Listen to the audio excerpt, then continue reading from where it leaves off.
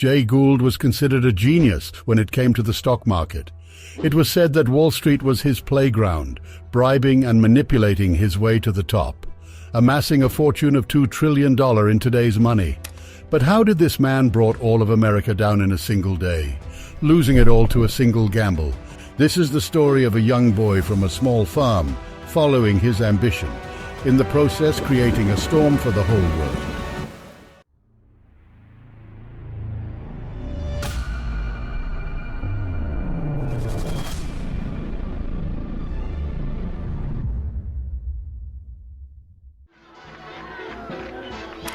The 1800s witnessed the meteoric rise of New York City as a bustling hub of trade and economic prosperity, its streets brimming with the energy of merchants, traders, and speculators, shaping it into a global economic powerhouse.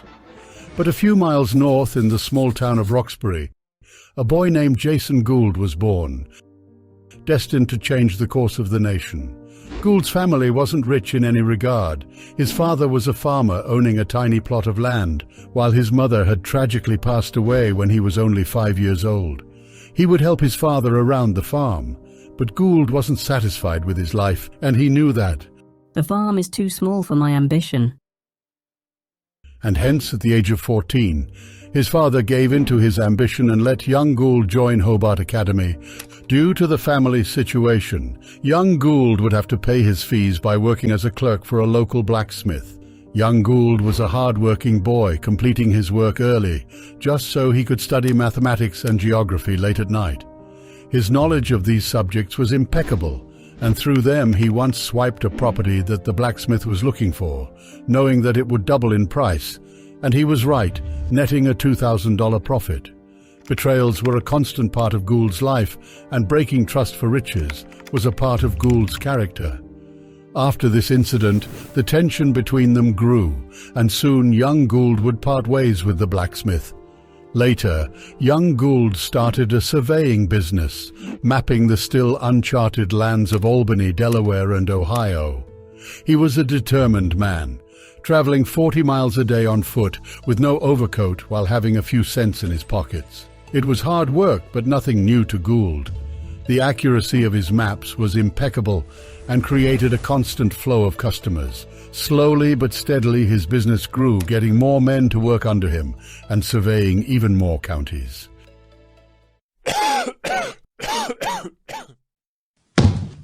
On one of his excursions, Gould fell severely ill and was advised to stop these trips of yours or else death may knock at your door next. And young Gould had to live with this reality. Without him, his mapping business fell apart.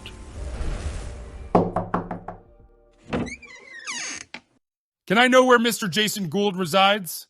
May I inquire who you are? Zadok Pratt.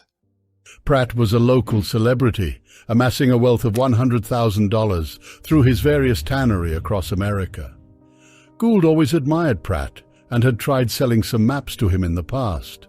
Pratt had come to commission some of these maps of his this time, but Gould had other plans. He proposed to Pratt a plan to open a tannery, and he found a perfect place for it in Pennsylvania, just a few miles away from the rail station.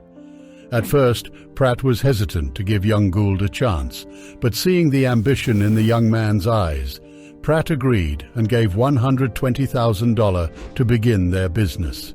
Gould took the opportunity and quickly started building the tannery. Pratt was a great mentor and influence on Gould. He once told him about a street where store clerks turn into businessmen and mechanics into millionaires, a place known as Wall Street.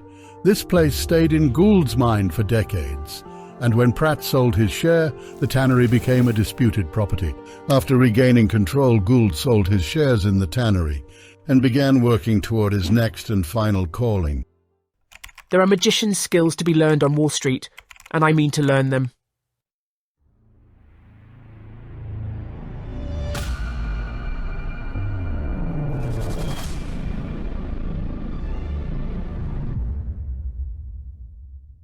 Reaching the city, Gould felt a surge of excitement.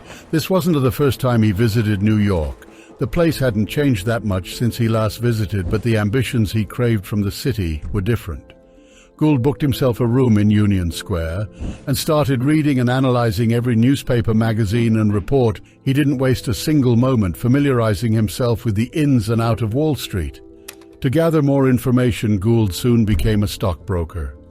During the day, he would help his clients buy and sell stocks while keeping an eye on rumors and news from them. And in the night, he would do his own research and decide his trades for the next day. Through his years of experience, Gould quickly became a remarkable force on Wall Street. He knew how to discern fact from fiction and learned how to twist the market. His bets were the final say on Wall Street, and through this he was amassing a great fortune. But may it be the corruption from Wall Street or his own darkness, he slowly started to change Wall Street into his own image, bribing legislators and judges, manipulating the prices, and turning Wall Street into his playground. Like many in that age, Gould knew the rail business was a lucrative one, and hence he would only focus on trading securities of small railway stocks. Gould would buy the major stake in companies, getting into their board of directors, and would slowly rot the company from the inside out, leaving just a husk of its former. During this, he would trade stocks of his own company, which is considered illegal by today's standards. Through rumors and cornering the market, Gould manipulated the prices as he pleased. He led a path in which he not only destroyed his competition, but his own companies too. But on one of his acquisitions, Gould found himself in a bit of trouble.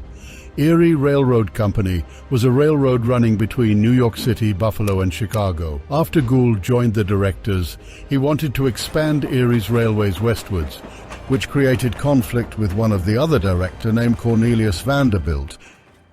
Gould, with Daniel Drew and James Fisk, waged a war against Vanderbilt. Drew and Fisk attempted various methods to force Vanderbilt out, but he thwarted their every move. However, Gould knew precisely how to oust Vanderbilt from Erie. He decided to issue 50,000 new Erie stock through illicit means, a strategic move that effectively diluted Vanderbilt's shares and led to his loss of control.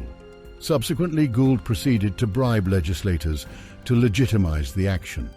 Vanderbilt eventually came to the realization that he had encountered an opponent of equal cunning and chose to settle the matter. In exchange for surrendering control of the Erie Railroad to Gould, Vanderbilt accepted $1 million.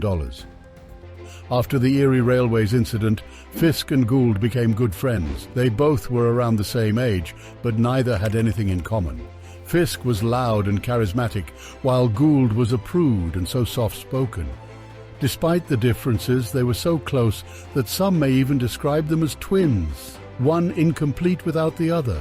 The friendship became a great part of Gould's life, re-leveling him from his loneliness. One day, whilst both were working in a cabin, an idea flew into Gould's mind, an idea to corner the gold market. It was a simple idea that relied on the Treasury not selling any of its gold for a while. They would then buy up all the gold available in the market, fixing the prices on their own accords, manipulating its prices upon their whim. This idea edged on the rim of madness. Because if it failed, Gould knew he would lose all his fortunes and become the enemy of the nation. But Gould's greed had blurred his vision, and hence they both started planning the heist to rob America.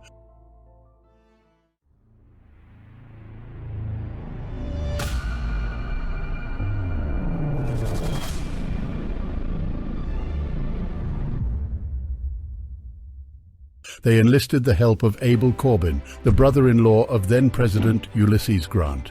They persuade him to convince the president to limit how much the Treasury would sell its gold. They lured him with hopes of riches and wealth, and soon after started buying all the available gold in the free market, slowly driving up the prices. At first the scheme seemed to work.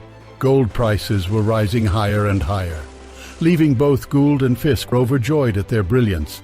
But soon Grant realized that Gould had tricked him, and on Friday, September 24, 1869, Grant unloaded $4 million worth of gold in the free market, causing a collapse in gold prices within a single day. This spread panic across America and sent the prices of all commodities plummeting. The repercussions of these actions were disastrous for the nation's businesses and were felt even in Europe. leading to an incident etched in history as Black Friday. Gould's worst nightmare had come true. He became the enemy of every person in America and lost the fortune he had amassed. Fisk had trusted Gould and held onto his gold even after the prices had plummeted. However, Gould wasn't a man to be trusted, and he sold it before Fisk could, leaving Fisk in a worse situation than Gould. This betrayal strained their relationship, but not for long. On January 6, 1872, Fisk was fatally shot and killed. It seemed his actions had finally caught up to him. Gould was once again alone, with a target on his head and his back against the wall. He realized he had flown too close to the sun and had burned himself. Something had to change within him. With his last ounces of fortune, Gould started again, but this time it would be different. He wouldn't strangle his businesses. Instead, he would build them up.